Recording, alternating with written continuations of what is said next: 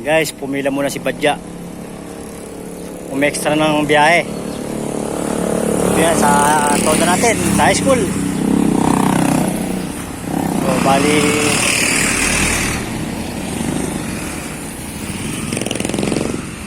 Kung nga pala, may mga nagtayo ng mga tindahan dito. Mga tindahan ng tsinelas, mga laruan, medyas.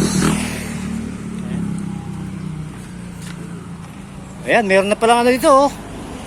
Tagal-tagal ko na din nakakapasada eh. Meron na rin palang bilihan ng manok dito. Dito ano, Chicken Joy. Oh, Chicken Joy. McDo flavor. Ayan po. Oh, tapos na. Mukhang nakasingit ka pa ng biyahe ah. Ayan guys, punta tayo dito sa ating mga ka-member. Nga pala, nagkaroon ng bigayan dito. Yeah, bigayan dito. Oh, ayan.